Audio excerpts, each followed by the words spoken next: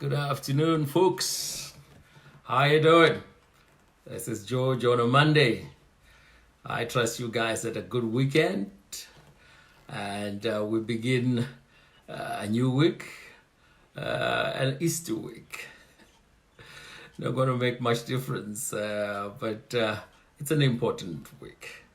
And I promised you last week that we would have some good things this week, and we'll try to put some order around the time that we present. So we're going to be doing it around this time, 2:15 every day until Thursday.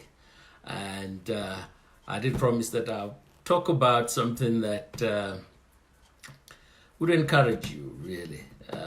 Last week we talked about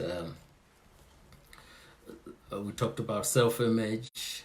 And I promised you that this week we would talk about paradigms. So we'll do paradigms on Tuesday and Wednesday. And on Thursday, we're going to be talking about aligning your beliefs to your behavior.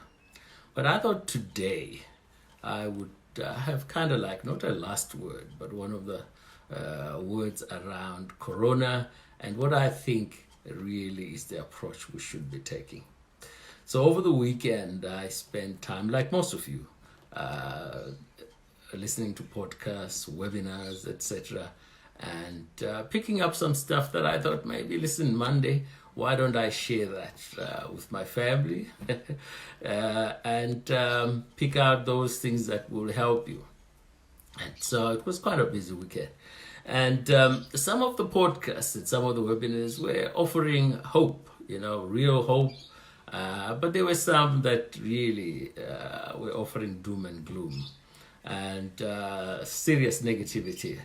And I thought, you don't want everyone to suffer from suffocation of negativity, There are some very good things that will come out of this. And I thought, let's talk about this. So the message today really is lessons from the past and pointing us to the future.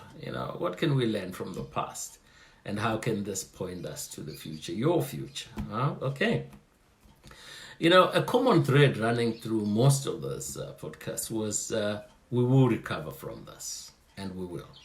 We will recover from this. And what stood out for me was, recent history around outbreaks.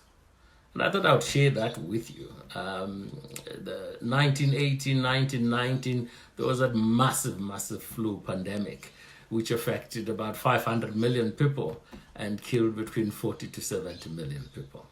All right, that's recent. Since then, believe you me, there have been 4 influenza pandemics. 1957 into 1958, 1968 into 1969, 1977 into 1978, and as recent as 2009 to 2010. So we've walked this road before, but yes, nothing as massive as this. But did we recover from it? Yes. And will we recover from this one? Absolutely yes. We've recovered from the past and we'll do so in the future, whatever the nature of the crisis. And obviously, whenever one is in a crisis, and I'm sure each one of you has been into some crisis in his life, unless you're 10 years old and your crisis is kind of like losing your toy. But each one of us, we've had massive crisis, and we've always come out of it. But the common thing about crisis is that when we are in it, it's so dark, you don't think you will come out. And it's hard to think of blue skies when you are in a crisis. But you and I can agree that eventually when we come out, we've become better people for it. And our recent discussion, you remember we talked about the law of relativity. I'd like to touch a little bit about that. You remember that we said the law of relativity is nothing is big or small, good or bad, until you relate it to something. Okay? And you should seek to make your problems small enough. Make them small enough. remember I used the word, don't crown the problem. Don't make the problem king or queen. Don't make it so huge that, it's massive. No, it must be relative. You've walked this road before and you walk past this one again. So the law of relativity, I think, gives us some guidance on how to handle this. In other words, the whole world is affected by this. And I'm just one tiny speck in an entire world. So the same. So don't make it so massive. And one podcast commentator made one comment which I thought I would share with you. And it says, if you ask to go up a mountain on your own, the task is massive. It's daunting. But if you ask to go up a mountain with 10 people, all of a sudden the perspective changes and it's more manageable going up that mountain. Because what? You're sharing it. And so this is the same here. Everybody's affected equally. And so your thoughts should be going towards, how do I come out of this? How do I come out of this? So I'm going to urge you to focus on, hey, I'm coming out of this. And I'm coming out a better and more resilient person. Focus on where you will be with your emotional health. Where will you be with your mental health? Where will you be with your physical health? Where will you be with your financial health? With your spiritual habits? What habits need to change right now around your relationships, around finances, around your relationship with substances? I was talking to a colleague around issues around alcohol, around drugs, around cigarettes, around that kind of thing. You've had a period to dry out. Is it an opportunity to relook at that relationship? And also, in the area of spirituality, this is an opportune time to look at it. We all know about IQ, we know about EQ, but not many people talk about SQ. That's spiritual intelligence. The intelligence of meaning. It talks to your priority values. What are your priority values?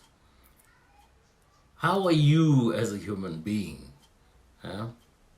Spiritually. How mature are you as a human being? And so this is an opportunity to reflect, to look inside yourself and say, where do I sit on this SQ scale? Where do I sit? Because coming out of this, guaranteed it's going to be a different environment. And where are you on that scale? An opportunity here to look at it. It's said that in 1919, the mayor of New York, having looked at the media and everything was suffocating. I went through BBC's whatever over the weekend. It's all corona, death, this, death, that, social media, whatever. And it's so negative.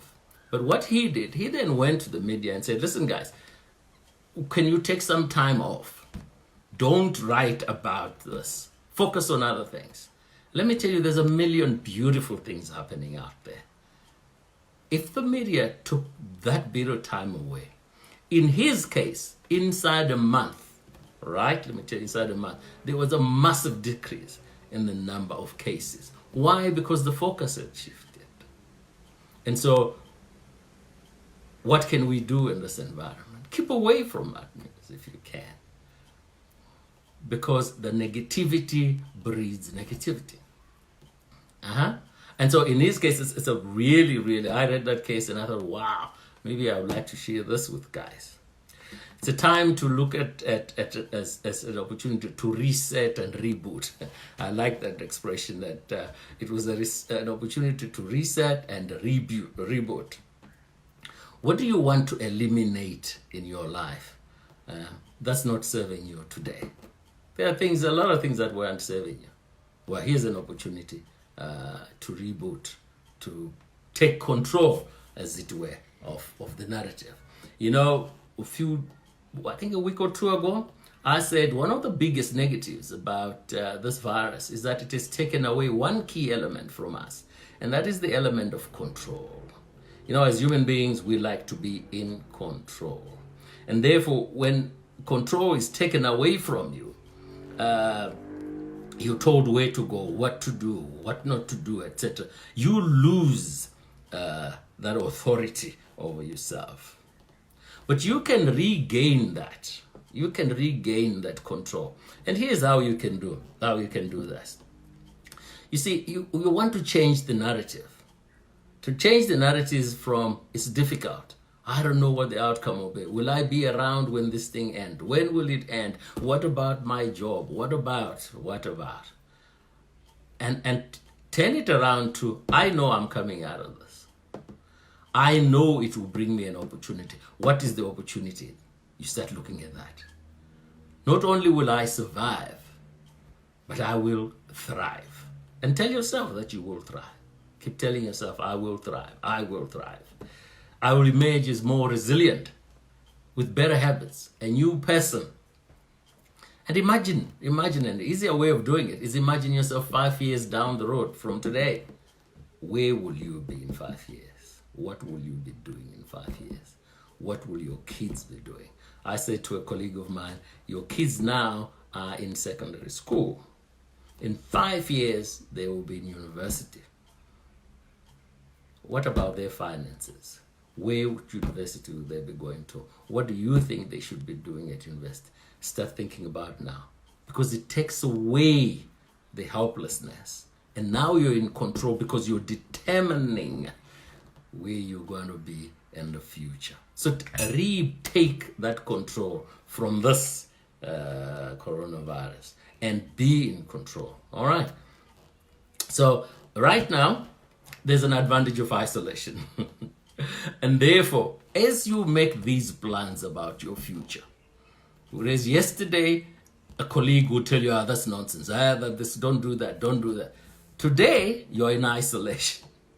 You make your plans free from interference from anybody. Do that. Write out your plans. Don't phone John to find out what he thinks your kids should do. Tell yourself what your kids should do. Sit down with Madame and say, where will our kids be? And that is the plan. That is the plan. So it's a beauty because now you are away from that negativity, from those friends who know everything and want to tell you what to do. Now you determine your future. Write it down. Say, one commentator says, change is inevitable.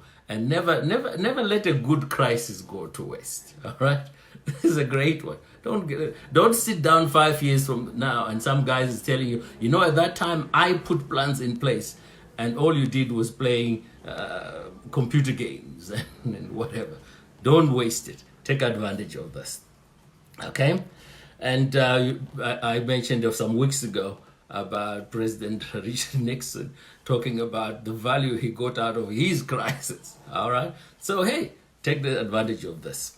And, we all know that change comes from, it's inevitable, but it can come from choice. You can choose to do so, and right now you can. It can come via chance, and it can come through a crisis. And here's an opportunity, guys, to take advantage of it. So this is an opportunity to look internally, to reassess the things we value and hold dear. Do big cars, big houses, lots of money, big cigars, are they that relevant now? Now this is a time to look inside and say, what is important for me? What do I value the most? Stay close to family. What's important to you going forward? And the one thing that I'm worrying about in all these debates, and so I suppose if you're listening and you are in authority over your employees or you're a policymaker, or if you're in a position of influence, and it is that, we have a 21-day period of lockdown. At the end of the lockdown period, what messages are we crafting for then? You see, where I'm coming from is that when you lift the lockdown, it sends an indirect message that seems we're okay now. But you and I know we're not okay. This thing will be around for a little while.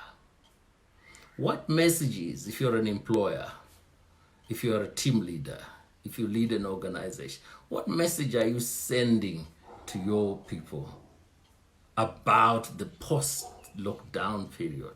What are you saying to them? What messages should you be saying to them? Because this is critical. You don't want people rushing around and say, oh, okay, we're back to normal now, and we'll do everything exactly the way we used to do it. Because that obviously creates further crisis. So where is that discussion? I don't see it. And if you're in a position of authority and influence, maybe this is something to start thinking about. What am I going to say? What message should I craft? How do I get people? Yes, there were people who understand that the end of the lockdown is not the same as the end of the corona pandemic. But there are people who don't actually. And so you need to be talking to those and say, what is the message? I think it was Gallagher who said that this is the fastest recession we've ever experienced. But his view was that the exit will be equally fast, and that we will go in and out as quickly as before. And listen, there is actually, let's not forget gratitude. Don't forget gratitude. Don't forget kindness. Okay? Don't forget kindness. And spare a thought for the homeless. There's a guy there who doesn't have home. He's not in lockdown.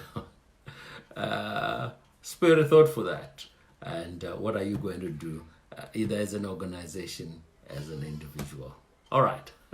Folks, I've taken longer than normal on this one, but I thought I'd just share thoughts that I picked up over the weekend, and that might help you. But tomorrow, we will talk about paradigms. So Tuesday and Wednesday, we talk about paradigms. On Thursday, we talk about aligning your belief with your behavior. How is that? All right, folks, stay positive, and thank you very much for listening. I'm really enjoying this. And as I said, as we start, let's do it same time, 2:15 every day until Thursday. And so we see you tomorrow at 2:15. All right, and be good. Look after yourselves. Take care of families. Bye-bye now.